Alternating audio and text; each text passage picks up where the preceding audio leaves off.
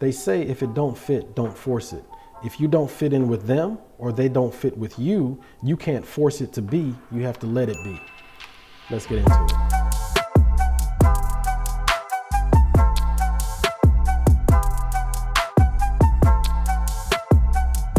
What up, y'all? I'm Christopher Markland, and welcome to my review of episode 10 of season 5 of Ready to Love. We are almost at the end, and just like I've done, well, for the most part this season, yeah, I've missed a couple episodes here or there, but as I do with every episode, every season so far, I don't just go about what we see on the show and just tell you exactly line for line, scene for scene what we've already seen, but instead I use situations on the show, the people on the show, to talk about love, relationships, and everything in between. So if you like what I'm doing, please be sure to like, subscribe, and hey, leave a comment. Let me know what y'all thinking. Gentlemen, the ladies have concluded that, Tori, you are not ready to love. I will boy. I got you, man. I appreciate you. Can I have a hug? Come on, little. So last episode ended with Paul and Tori being on the hot seat. Paul, I don't know, he's still there, but with Tori, the minute Ace bowed out, there weren't any other connections outside of Sabrina, and that was a long shot at best. So there really wasn't anyone else there for him to really develop a connection with. I think Dakia that's another long shot, but honestly, there really wasn't anyone else there. Also, this season, it seems to be like they're doing these situations a little bit differently, where usually before somebody, when someone was getting eliminated, it would be a one-on-one conversation, with that person. Like initially when the show started, they would have one member from the group eliminate that person. Then they kind of went to where one person the person being eliminated had a connection with, they would be the one doing the elimination. But now it's like a group thing. So I'm not sure if this is just an evolution of the show, or they're just trying to do things differently, or I don't know. Either way it goes, it gives it a different kind of feel when someone's up for elimination. I know I'm ready to love, but sometimes when I meet a woman, I can be tunnel vision, and I didn't take time to nurture other connections like I should have. But as a grown man, we make our own choices. It's all good, fam.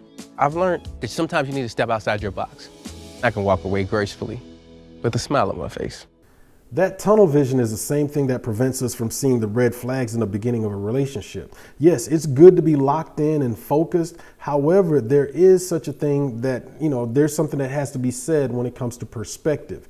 The old saying, you can't see the forest for the trees. Sometimes when you are so in the midst of something, so locked in, you can't see the negatives as they were, those red flags, and you have to see them so that you can stop, address those problems before you move forward.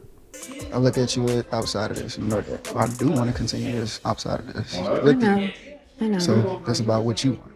No, I know. I just want to make sure that we have a good balance. Yeah, balance of what though? What are you saying?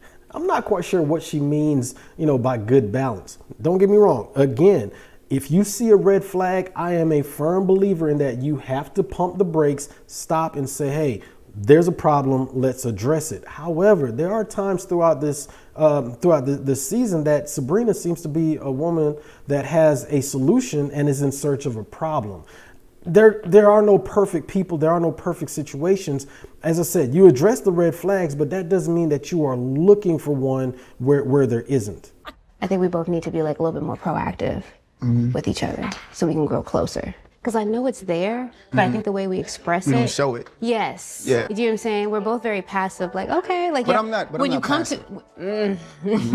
I know you don't like that word. Sabrina didn't like how Tori's energy changed after the whole truth or dare thing, right? She was like, he just never recovered. However, hers definitely changed after the whole submissive conversation. Even right there where she's like, oh, you don't like the word passive. Little things like that let me know that conversation still resonates with her. And I mean, I don't quite understand where she's coming from, because she has multiple connections just like he does. I mean, besides Demetrius, there's also Donovan. And even though Tori just left, there was a little bit of a connection there. So I agree with Demetrius. At this point, it's up to Sabrina for her to make a decision and then make a move. Like, this is unusual. It is an For unusual me. circumstance, yeah. You know what I'm saying? So what I want you to understand is I don't want that to be a concern of yours, because I really know how I operate. And so you will see like a different dynamic Yeah. of me Yeah. outside of this. You know what I'm saying? I just So need to see some of that in this.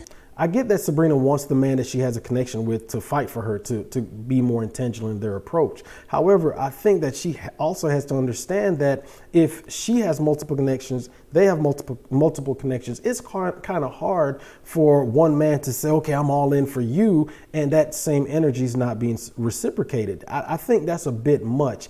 And I'll be honest with you, a part of me thinks that she's kind of overplaying her hand a little bit. Don't get me wrong. I'm here for her wanting to, address the things that are important to her. But at some point, you also got to understand that those men are looking at it a little bit differently as well. I can show you love. I'll text you. I'll call you. Like, I'll do those things, but I need them in return. We just have to make sure that, like, we can fine tune this. we definitely can. Like, I don't even have a question. But let's start now. I don't want to start when this process is over. Okay. That's not going to work for me. Okay. I do like the fact that Sabrina is setting her expectations early and letting them know exactly what it is that she is looking for. I mean, one of the things, like right now with Demetrius saying, as far as, the imbalance, I should say, as far as if she's putting forth an effort and he's not because he's cautious, for whatever his reasons are, if that's a problem for her, she's voicing that concern, she's voicing that issue, so that way there is no miscommunication, no misunderstanding as far as what it is she's looking for, and having a conversation. That's something you have got to have. If there's an issue, you have to address it. You have to be able to articulate what it is that you're looking for or what you have a problem with. Listen to it from their perspective, because again, what you think is one thing, what they think may be something else. You got to have that conversation, and I do like the fact that that's something Sabrina has done pretty much from the very beginning of the show. I understand where she's coming from, but I have not given her 100% because she has connections with other people. I don't give everybody 100% of me if we're not moving towards that point of us being together as one. All right. I will say give me a kiss, but I ain't gonna do that. I know. I'll give you a kiss on the cheek. That is probably the one, well, there are a couple of flaws, but that is one of the bigger flaws of the show. How can you expect someone to give you 100% as far as, their intention, them doing the things that you're looking for, if their energy is diverted or split between multiple people? If they have multiple connections, you have multiple connections, how can they give you 100%? And that means that they're giving each person that they have a connection with 100% of them. You can't do that. And at the same time, you have 100%, you have multiple connections, so you can't give 100% to two different, and in fact, some cases, 3 different people. Later on, when you do have the connections, as it were, and it's just you and that other person, it's a one-on-one, then it makes sense for them to give you 100%. And if they're not doing so, that's a problem. But at this stage, yeah, I think that's asking a bit too much. At this point, I'm really gonna focus on my connection with Donovan. I can see a future with him. He looks handsome, he's built, and it was steamy. I was like nervous, like, should I get on his lap or should I get on the side? My bad. All this time, I have been giving out some just bad advice. I've been saying, when women ask me, what I think the 3 most important things are, I always say it's communication, finances, and sex. However, I stand corrected, because the things that you actually need are going to, you got to make sure the guy is handsome, he's built, and it's steamy, okay? If you have those 3 things, then hey, you're set up for a nice, solid future. Again, my bad. I definitely was thinking the same way, but I know you're looking at Sabrina, I'm looking at you, looking at Sabrina. It's a whole situation. I'm just like, I think she's a good girl. However, I think I'm a better woman. One thing I've learned in this life is that the louder the commercial, the cheaper the product. And if I'm listening to an ad and I hear them talk about how they are better than such and such competition, then I know that they're actually inferior to such and such competition. If you listen to like a car commercial, or let's stick with a car commercial. If you have a car that's saying, hey, we're better than Honda, or you have a truck that's saying, hey, we're better than an F-150, I instantly know that, no, they're not better than a Honda or better than an F-150, because if you have it and you're leading, then you don't have to mention the competition. You're going to speak about, hey, we are the best. This is what we have. This is what we're offering. Here's why we're the best. come get our product. Not saying, no, we're better than them. That instantly lets me know that, no, you're actually inferior to them, and you're trying to do everything possible to get people to look at you and your product as opposed to look at them. The best don't have to say, man, we're better than the least. They don't have to say that. They know they're the best, and they say, hey, we are the leader because we do this, this, and this. The same thing goes for if you have to say, well, I'm better than such and such, then yeah, you probably aren't. I'm a little nervous. Like it's close.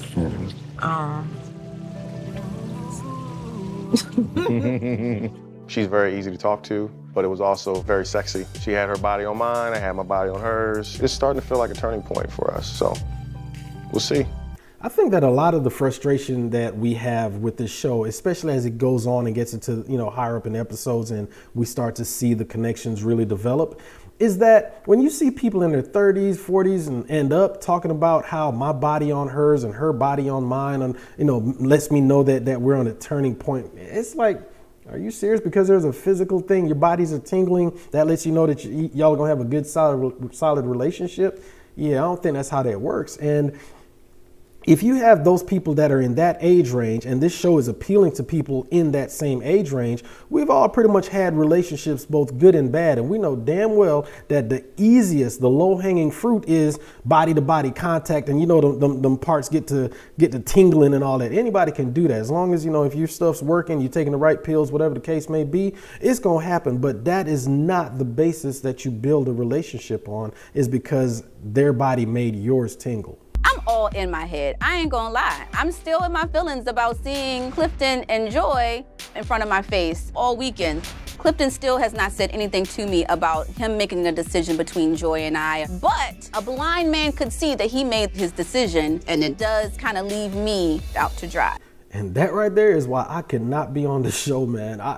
I've been in that situation before where it's like the woman that I'm attracted to, I'm in the same room as her, and I'm just like, man, I'm watching her booed up because she's with her dude, and I'm like, you know what I'm saying? And it's like, a part of me is like, yeah, you should be over here, but I'm, you got to play your role and fall back and whatever the case may be. That's a tough ass place to be. I didn't like it then, and I don't like it now for Dakia. That shit hurts. You know what I'm saying? You see the person that you want, the person that you're desiring, and yeah, you can't get them. Man, I hate it for her. I can see that you have a genuine connection with Joy, and I care about you. You know what I mean? I want you to get what you want. You know what I mean? And I can see that she's what you want. But at the same time, I ain't gonna lie, I was a little bit in my feelings a little bit. Ever since the Truth or Dare episode, I have wanted to, this is a conversation that I've wanted to have. So if you're watching this live, it's going to be tomorrow. If you're watching this on replay, the link to this particular episode of the CM show is going to be in the description section. But anyway, the conversation that we're going to have on the show is going to be about abandoned ship. And it's like, you're in a no-win situation, you're in a no-win relationship, and you know that you got to go, you got to bail out, because if you stick around and you stay, then eventually that ship's going to sink and you're going to drown. So it's one of those things, that we're going to talk about. When do you recognize it's time to get the hell up out of here? Because yeah, I get it. Your heart's telling you to stay, but your mind is like, bruh, we got to dip. We're going to talk about it tomorrow. So, hey, be sure that you tune in, and I want to hear what y'all have to think about, what y'all have to say about that. My connection with Joy when we got here is just, it's so strong. I can see it. I respect the connection that you have with her, but tell me that. You know what I mean? Don't have me just seeing it in front of my face without having that conversation with me. I just would have liked to kind of have that kind of consideration. You know what? Clifton definitely should have said something to Dakia sooner. I mean, the minute that he realized that, hey, my connection with Joy is so strong that I can't focus on anybody else, he should have came and said, hey, Dakia, this is what it is. This is where we at. This is what's happening. Now, that notion, I get it, is even though that's the right thing, the honorable thing, the noble thing to do, that's easier said than done, because, hey, we're not in that situation. I do like the fact that he is, even though Dakia was the one that initiated the conversation, he's having the conversation. He's there, he's present, and he's in tune with her feelings, and he's being honest with his. I can't knock that. Yes, he should have said something sooner, but like I said, It's easier said than done. Maybe I don't know, maybe it was naivety or whatever. I thought that our connection was growing strong as well.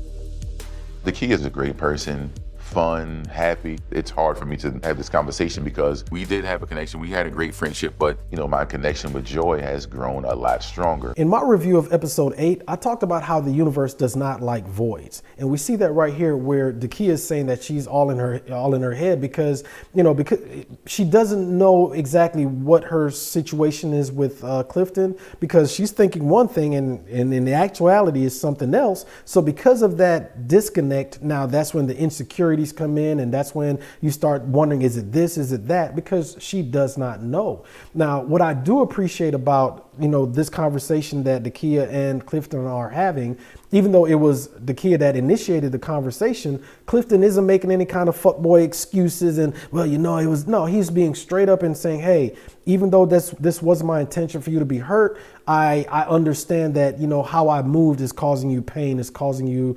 the what you're going through right now. I do appreciate that they're having an honest adult conversation. It's about a difficult conversation, a difficult thing. Dakia's hurting right now, but they're at least talking their way through it. What can I do to make you feel better? You ain't gotta do nothing. You ain't gotta do nothing. You can still give me a hug though. Of course I will. Okay. See, now you got me all liking this and I can't even get it all the time. Don't give me nothing I can't get all the time now. The person least interested in maintaining the relationship, or in this case with the relationship moving forward, controls the relationship. Clifton, who's least interested in maintaining the relationship with Dakia, controlled the direction of their relationship together. Now, again, even though, he decided to move forward with Joy, because that's what they're on the show to do. They're there to make connections and then move forward with the person that they have the strongest connection with. That's the purpose of the show. That's what he did. That still doesn't change the fact that, Dakia's hurt because she thought that there was something that they could have moved forward with, and it would have went in a different direction. I'm a type of person that really is guarded up front. All right, let me get up. And I got to a point of being comfortable enough to be vulnerable with him, which felt amazing. But now having it thrown back in my face is like, well, damn, that wall got to go back up, I guess. And this is why I am a huge advocate for therapy. Being in a relationship is kind of like those trust fall exercises where, you fall backwards and you hope that that person is there to catch you. What happens, many times than not, and unfortunately so, is that you fall backwards and at some point or another, they're not there to catch you. So you end up falling flat on your back and hurting yourself. You end up hurting your neck, your back, your neck, and your back. And then it's like, shit, what do I do? Well, if you're sitting there injured, your back's just all kinds of in pain and stuff. What are you going to do? You're going to go to a doctor. You're going to go to a chiropractor. You're going to get some kind of help in order to get your physical body back in shape, back healed up, whatever the case may be.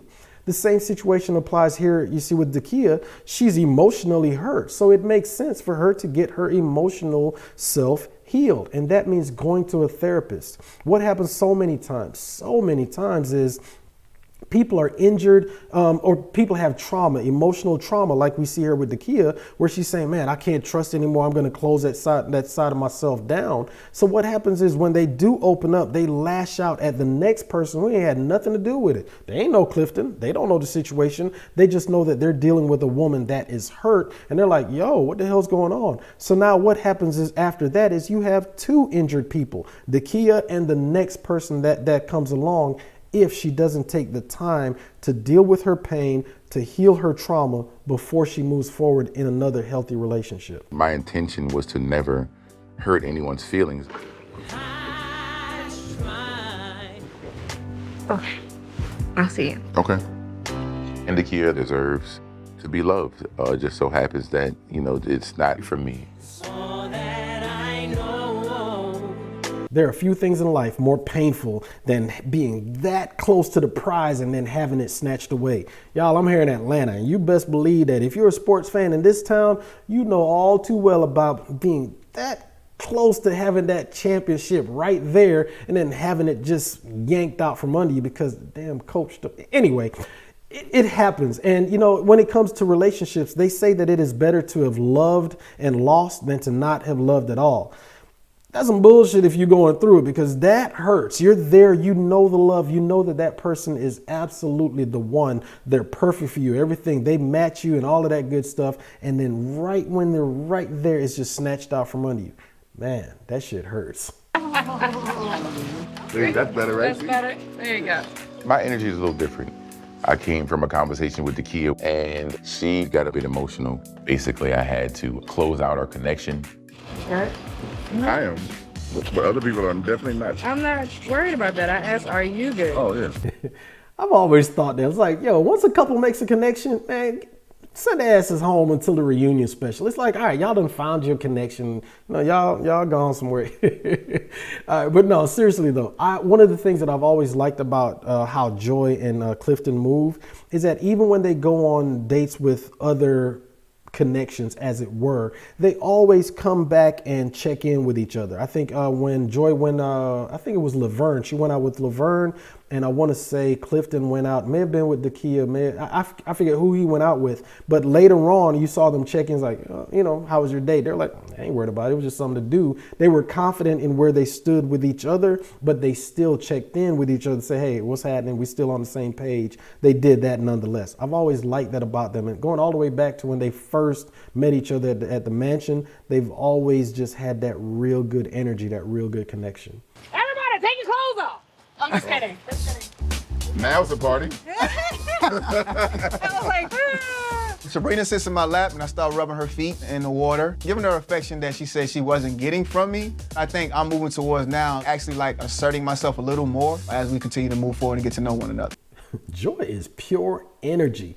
It's like her verve contrasted with Clifton's intensity. It is such a good, it's a good match for them. They really work, their energy works well off of each other. I will say this though, what Demetrius said, something just, I don't know, something, it struck me as, let's just say, odd. He said that, he was rubbing her feet to give her the attention that she said she wanted, as opposed to him doing it because he wanted to be, not attention, the affection that she said she wanted, as opposed to him being affectionate with her because that's what he wanted to do. He wanted to be close to her. He wanted to have an intimate moment, as it were, with her. Instead, he was doing it as a mission, as what he was supposed to do.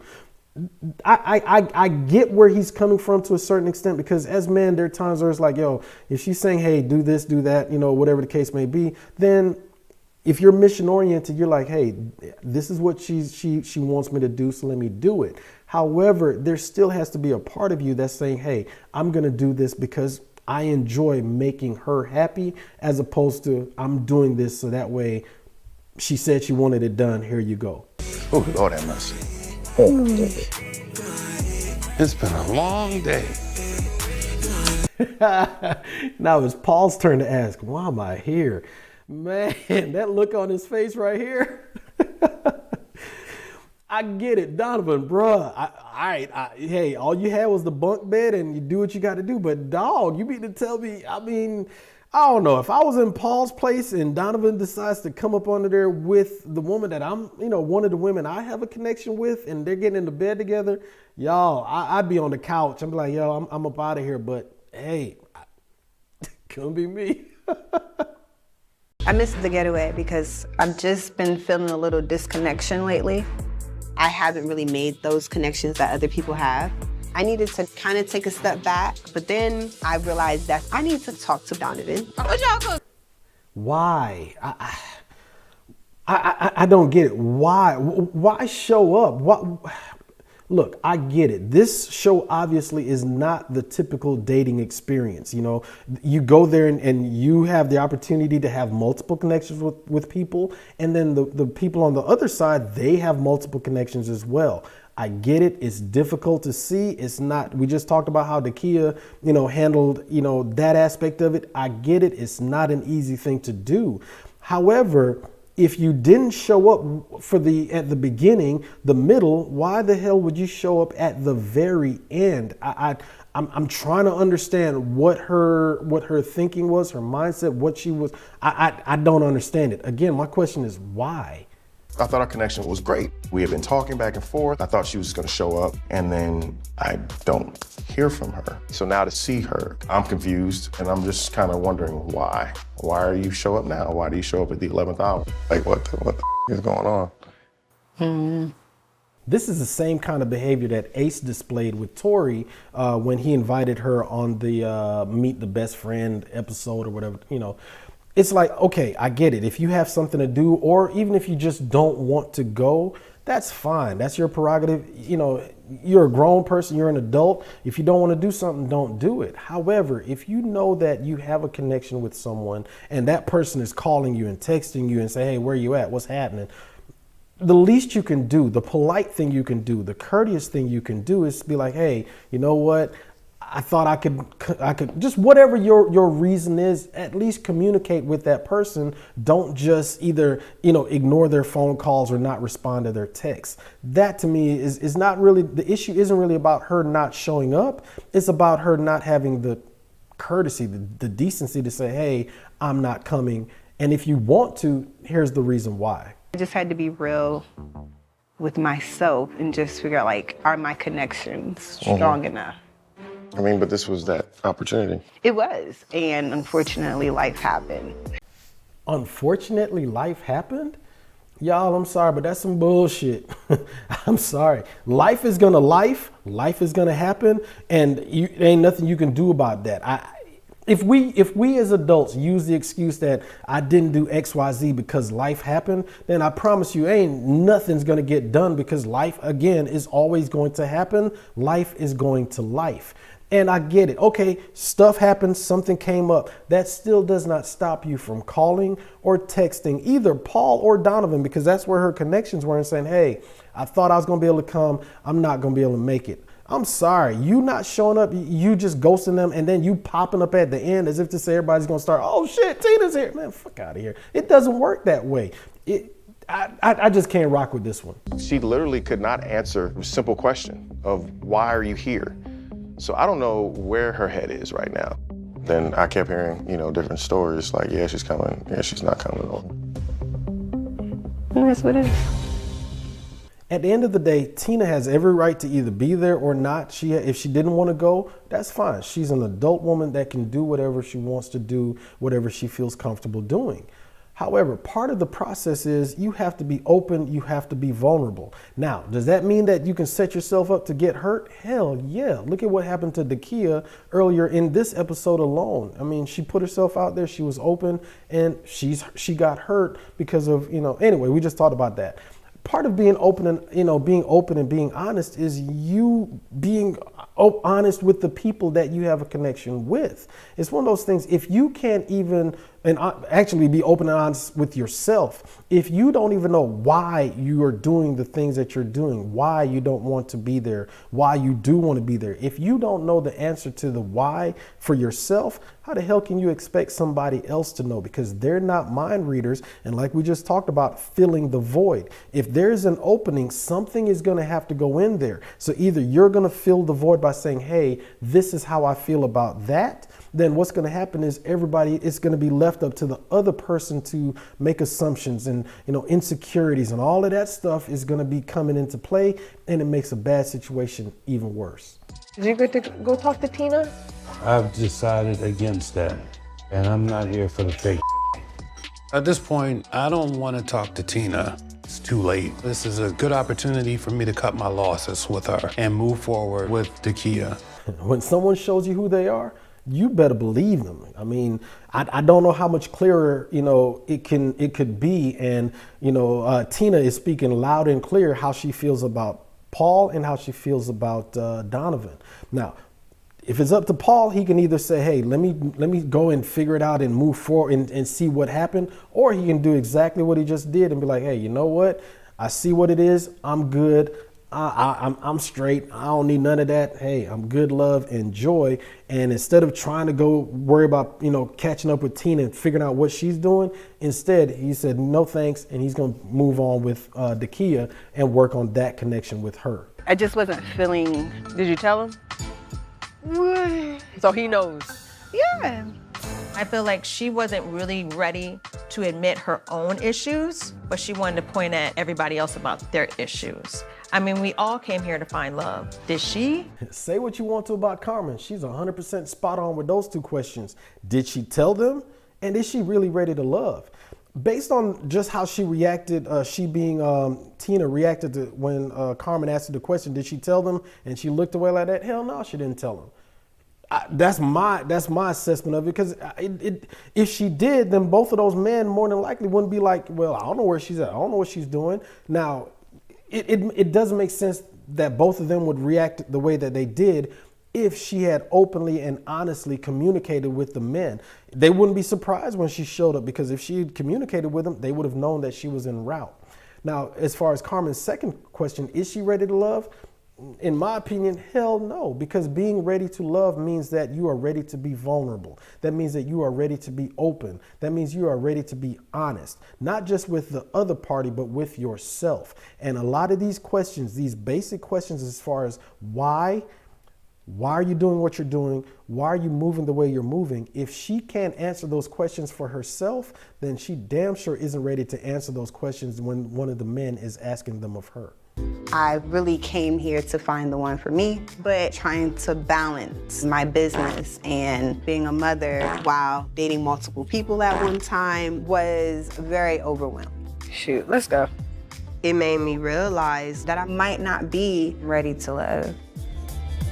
Yeah, because nobody else has challenges. Look, I've conceded that this is a difficult process. The whole ready to love and dating multiple people thing, that is a difficult thing that I know I couldn't handle that. Well, let me not say that. Ain't nothing I can't do. Anyway, I'm Aries, it is. But all right, what I'm saying is this. I concede that it's a difficult thing. However, how you go about handling those challenges and all of the things that life throws at you, and especially being in a relationship throws at you, that speaks to your core. That speaks to your character. That speaks to who you are, as far as how you move. It's one of those things.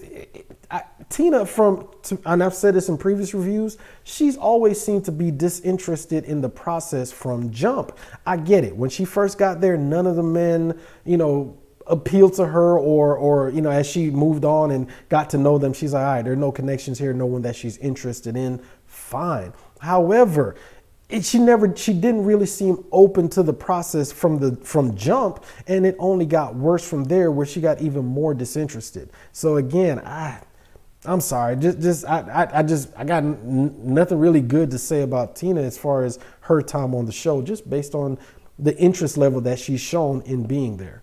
So Joy is meeting me at a restaurant in downtown Annapolis. Can't wait to see her. Hopefully she's excited to see me.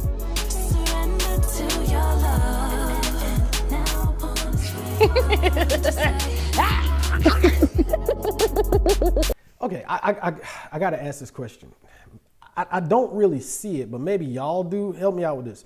Do y'all really think Joy likes Clifton? Because I mean, she's always so shy and so reserved around him. I mean, and it's the way they talk, and if he's on one side, she's always trying to stay away from him. They never really make any body contact. I don't know what it is.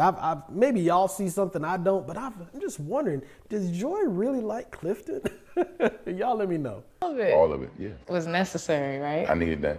Yes. Yeah. Give me a lot of clarity on things. My vision is now tunnel vision. Ooh, understand? I like that. Me too. Tunnel vision means that you're focused. You have blinders. It's one clear goal. We both have that. We live in a world filled with distractions. In fact, this video is a distraction probably being watched on a handheld distraction. It's something that every day we are inundated with distractions, be it work, be it just it is what it is. That's just the society that we live in right now.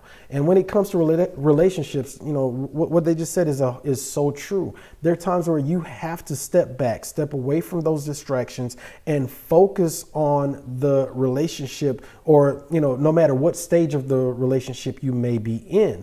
And in doing so, in focusing in on what you have, you realize that, okay, is this what I want? Is this what I don't want? Is this going to be beneficial and healthy for me, or the opposite? You have got to sometimes stop, see where you are, see where you're going, see what you want, and, you know, just blot out all of the distractions that life is throwing at you and say, okay, where am I? Where am I going? What I want? And is this the person that I want to have those things with?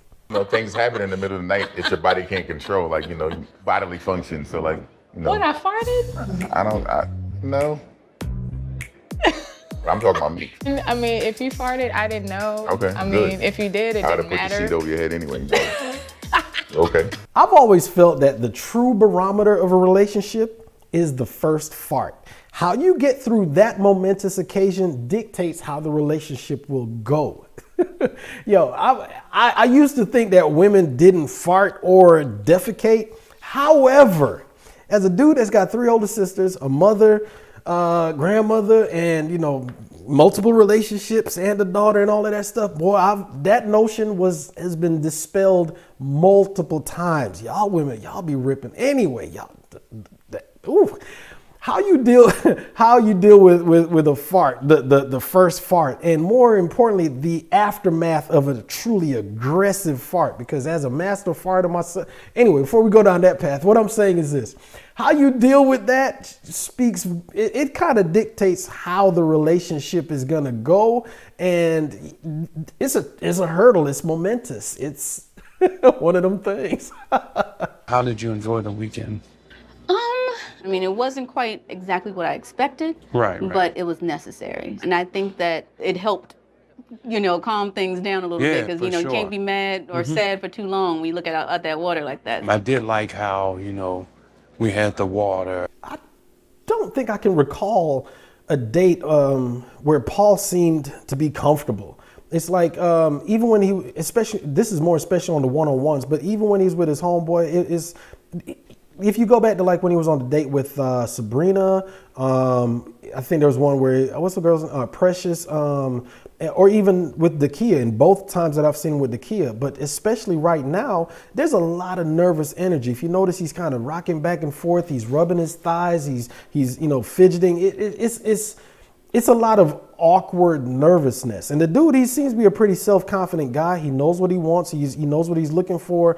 And he's able to say exactly what it is that he wants. So it's not like he's, you know, truly awkward, but he's damn sure awkward, especially in this situation. It's weird to watch. I don't know why. I can't really put my finger on it. As I'm watching him, I'm like, bruh. You are a stand-up, powerful Black queen. Thank you, Paul. And any man that walks down these streets, if they don't get that from you in the first 5 minutes, they need to be checked out. The problem with Paul and Dakia right now is that there's no passion. The ones that they were passionately interested in are no longer interested in them. Clifton ended up choosing Joy and Tina ended up choosing herself. So therefore, it's like they're with each other based on, by default. It's all of the things that Paul just said about Dakia, they are 100% true. However, it's not a matter of, man, Dakia, when I saw you, I felt this and it made me feel that. Instead, he's like, hey, any man that doesn't see what you have is, whatever the hell it is he said. It's not that he's passionate towards her and how he feels about her. It's more like he's speaking about her as a... I think that the energy that you have is the energy that I need, right? You are more than what meets the eye. Thank you. I know that you have so much in you to give.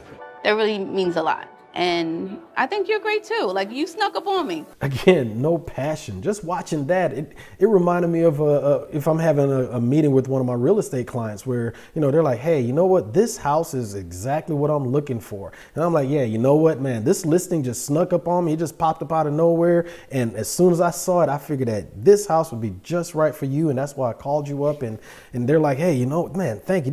It's got that kind of energy. It's not a matter of where he is just, man, I'm just loving what how we ended up together. I've been following you throughout the whole process. Instead, again, they are there essentially by default because the ones that they really wanted are no longer there with them. You complete my sentences like before I even finish it. You know what I mean? Because you're so in tune, and like that means a lot too. If somebody's in tune with you, then You add the communication and chemistry.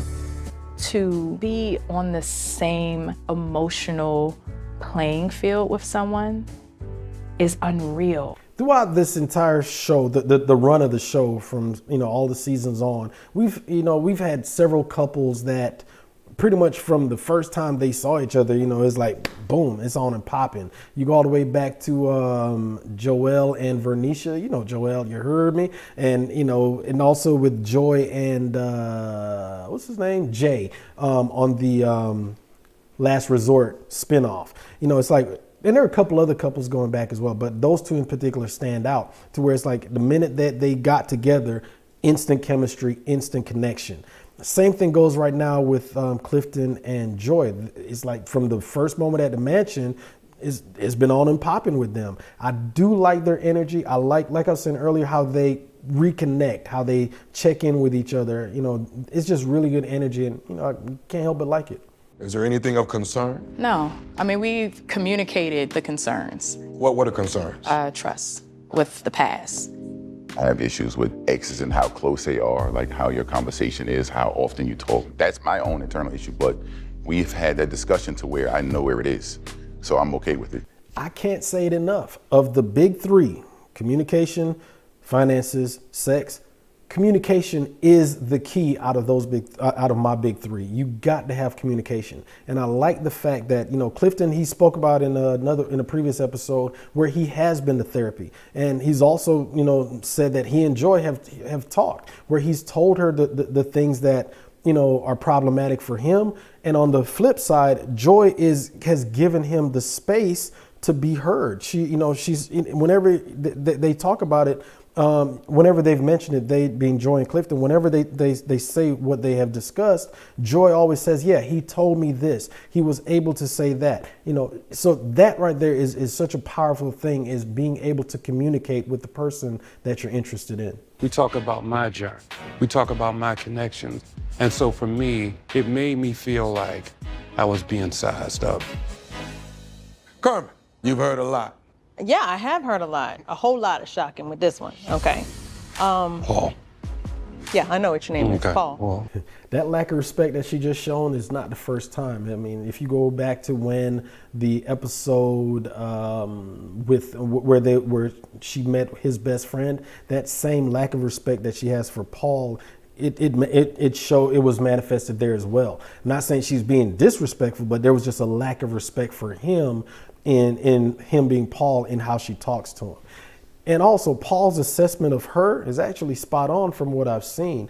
It's never really been a case of, how she feels about him and her trying to get to know him. It always seems to me that she's better than the other person. So she's always asking about the other person, where they are, what they're doing, how they're doing it. So that way she can beat out the other person instead of just trying to win Paul's heart, Paul's affection. I said I like my women sexy or whatever, but I did not say that she can't do it for me.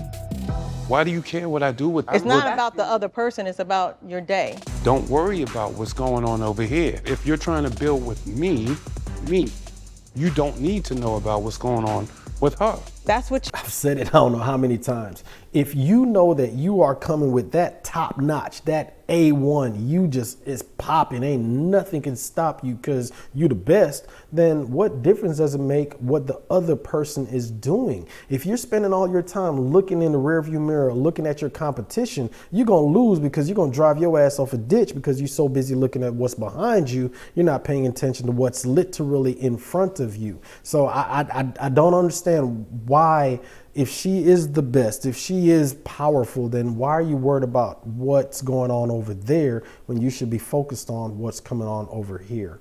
Carmen is just bitter. I think that she's had it out for me since Eric. Eric left because of me. I kind of ruined her chances in her mind, and now she's just really trying to ruin my connection. Honey, I thought you was cool with Donovan. What does me and Paul got anything to do with you? Yeah, this that messiness right there.